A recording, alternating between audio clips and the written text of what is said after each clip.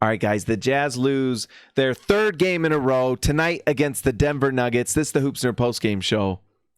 What a disappointing game. The Jazz actually started out pretty well. Bogdanovic for the Utah Jazz was 6 for 10 from 3 in this game, and it was a big part of why the Jazz got a lead in the first half and had a lead for the most part of this game until the third quarter.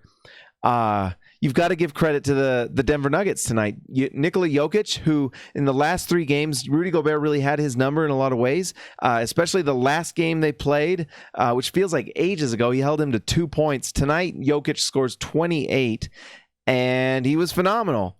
Jokic was the thing when Jordan Clarkson, who we'll talk about in a second, when Jokic needed a bucket, he got it. He flat out just got buckets on Rudy Gobert late, and that was the game because Jordan Clarkson very nearly pulled the Jazz into a game they had no right to win. But yes, you've got to give credit to Nikola Jokic.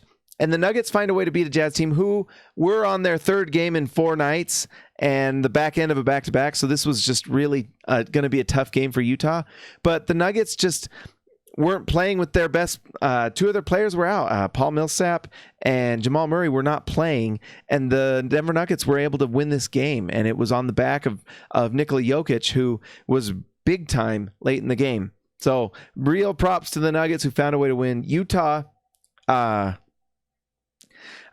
Bogdanovic scores 6 for 10 from 3, but he was only 6 for 14 from the field, so he was great from 3, not good anywhere else.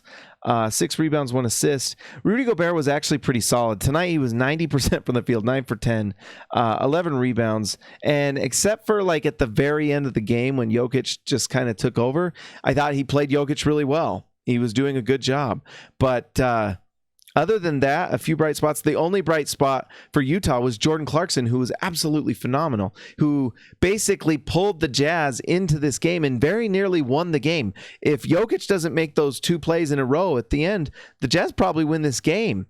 And so Jordan Clarkson has been just an absolute revelation for Utah. He can score at will at times against second units. He's just the prototypical 6th man who can come in and get you buckets. And he's a good passer, and he tries hard on defense. You know, that's all you can ask. He's been better than I ever expected, and it's fun to watch. He does really good things. I love seeing him get to the rim. He's just really great with his touch around the rim. He just has a knack for getting the ball in the bucket. It's great. Now, if the Jazz could find a center that could protect the rim for our second unit, it'd be amazing. Tonight, there were moments where Ed Davis looked pretty good, and then there were moments where it fell off a cliff. Utah had a devastating third quarter. I think the Nuggets went like on a 27-1 run. That's awful. If you give up a 27-1 run, you're going to lose that game. The fact that this was only a 6-point game is kind of nuts.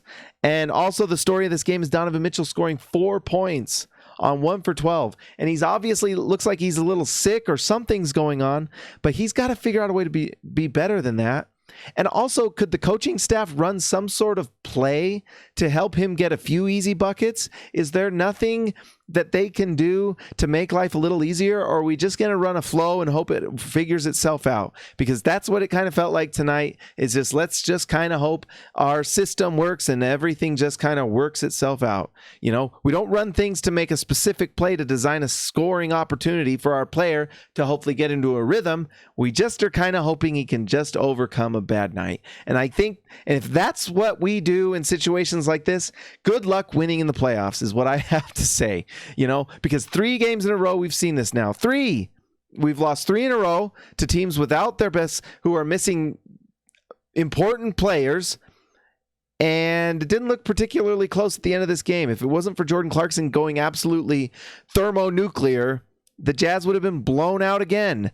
And by a team missing Paul Millsap and Jamal Murray. So very frustrating loss for the Jazz. They need to figure this out. 3 in a row is not good. And prospects are not looking great right now for Utah. Guys, that's all I got. The Jazz did not really help me out tonight with content. Like and subscribe to this video, guys. I will talk to you later.